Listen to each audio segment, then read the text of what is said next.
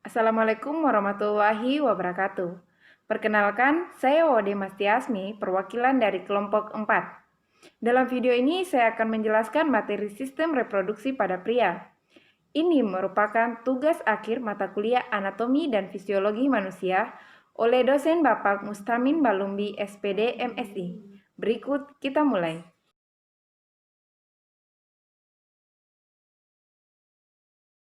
Baik, saya akan menampilkan peta konsep dari sistem reproduksi pada pria, yaitu yang pertama, organ reproduksi pada pria yang terbagi atas organ reproduksi dalam dan organ reproduksi bagian luar. Yang kedua yaitu hormon reproduksi pada pria, dan yang ketiga yaitu gangguan yang terdapat pada sistem reproduksi pada pria.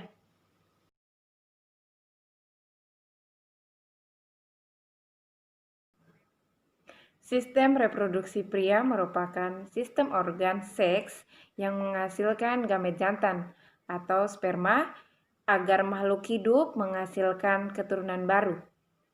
Sistem reproduksi pria secara anatomi terdiri atas dua bagian, yaitu bagian luar dan bagian dalam.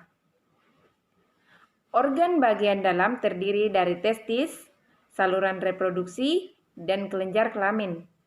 Sedangkan organ reproduksi bagian luar terdiri dari penis dan skrotum.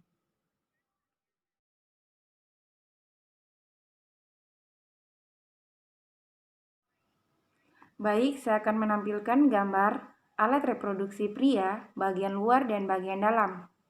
Dapat dilihat pada gambar. Kita masuk pada organ reproduksi pria bagian dalam. Yang pertama, testis. Testis merupakan kelenjar tubular majemuk yang mempunyai dua fungsi utama, yaitu reproduksi dan hormonal. Testis ini terletak pada bagian dalam skrotum. Testis memiliki struktur dari luar, yaitu tunika vaginalis, merupakan membran serum luar berlapis dua yang mengelilingi setiap testis. Tunika albugenia yang membagi setiap testis menjadi beberapa ruang yang disebut lobulus. Tubulus seminiferus yang terdapat di dalam lobulus yang menghasilkan sel-sel Leydig.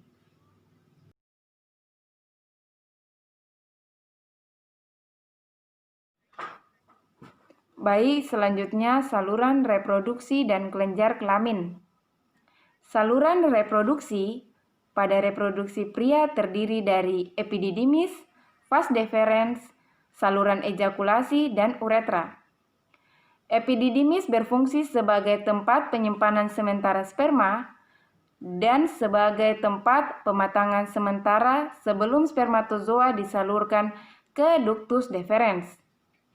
Epididymis dibedakan menjadi tiga bagian, yaitu kepala, badan, dan ekor. Vas deferens atau ductus deferens adalah tabung yang dilewati oleh sperma setelah meninggalkan epididymis. Vas deferens ini berfungsi sebagai tempat saluran jalannya sperma dan sebagai tempat pematangan sperma yang sebenarnya. Sedangkan saluran ejakulasi ada saluran tabung yang menghubungkan kantung semen dengan uretra, berfungsi untuk mengeluarkan sperma agar masuk ke uretra. Uretra merupakan saluran akhir dari saluran reproduksi yang berfungsi sebagai jalan bagi urin dan sperma. Terdapat tiga daerah uretra, yaitu uretra prostat, uretra penyelaput, dan uretra spons. Kelenjar kelamin atau kelenjar aksesoris adalah kelenjar pelengkap yang terdapat pada bagian dalam yang mensekresikan ke dalam jalan yang membawa sperma. Fungsi dari kelenjar ini untuk menghasilkan cairan semen. Kelenjar ini juga terdiri dari tiga bagian, yaitu vesikula seminalis, prostat, dan bulbouretra.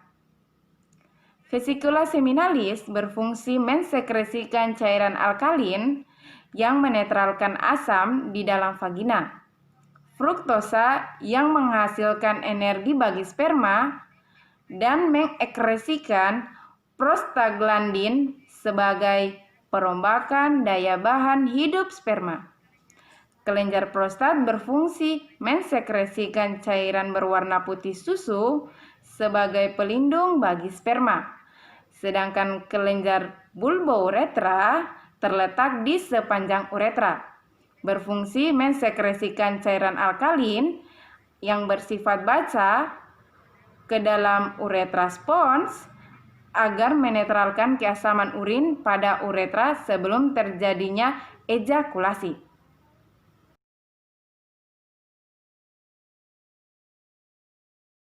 Baik, kita lanjut pada organ reproduksi bagian luar.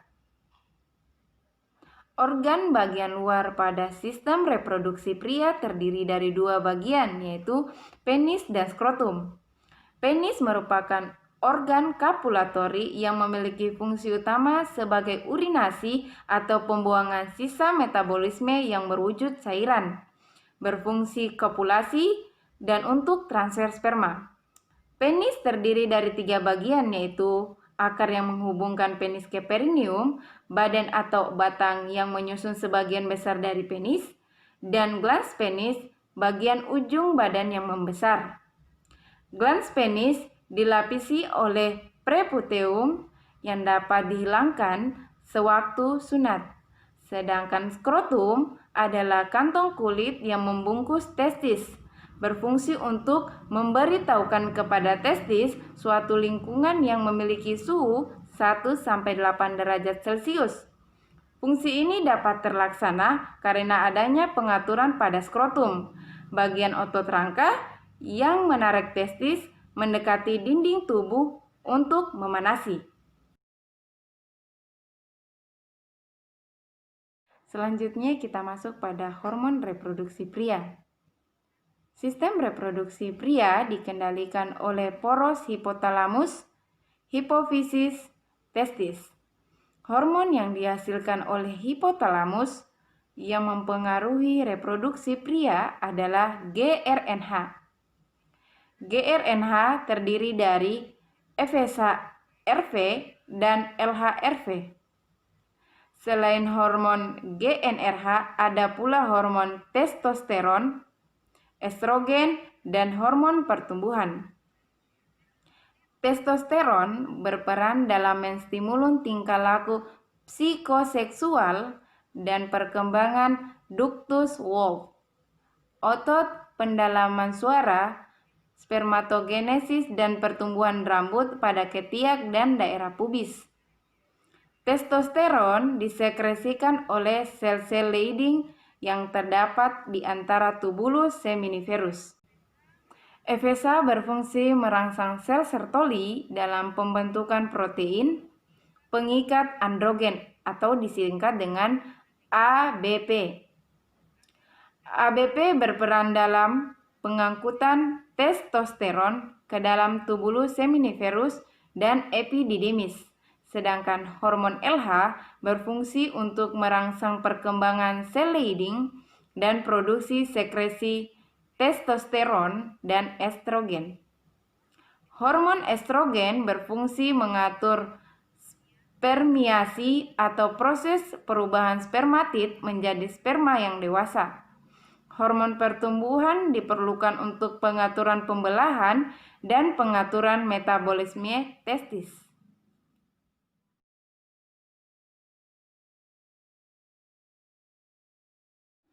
Baik, kita lanjut pada gangguan kesehatan atau penyakit yang terdapat pada organ reproduksi pada pria. Gangguan kesehatan reproduksi pada pria yang dapat dialami yaitu terjangkitnya penyakit karena hubungan seks, kemandulan baik karena faktor bawaan atau faktor eksternal, dan impotensi baik dalam artian psikis, hilangnya gairah seksual atau fisik, ketidakmampuan alat reproduksi untuk melakukan hubungan seksual. HIV atau AIDS adalah salah satu gangguan reproduksi di mana HIV ini dapat ditularkan melalui hubungan seksual. HIV atau AIDS ini dapat merusak sel-sel sistem kekebalan tubuh manusia dan menghancurkan fungsinya.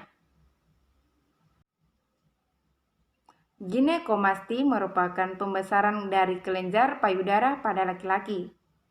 Pembesaran kelenjar yang dimaksud adalah proliferasi, baik unilateral maupun bilateral. Ginekomasti secara fisiologi ditemukan pada laki-laki pada usia tertentu, di antaranya neonatus dengan prevalensi 60-90%, remaja prevalensi 50-60%, dan pada lansia dengan prevalensi mencapai 70%. Hipogonadisme pada pria merupakan salah satu gangguan reproduksi yang terjadi akibat rendahnya hormon testosteron. Peningkatan gonadotropi dan disertai rendahnya hormon testosteron disebut hipogonadisme primer. Sedangkan hipogonadisme sekunder, kondisi rendahnya kadar hormon testosteron dalam darah. Baik, terima kasih. Itu saja materi yang dapat saya sampaikan. Mudah-mudahan dapat bermanfaat bagi kita semua. Dengan ucapan wabillahi taufiq walhidayah. Wassalamualaikum warahmatullahi wabarakatuh. Jangan lupa kawan-kawan like, komen, dan subscribe channel YouTube kelompok kami.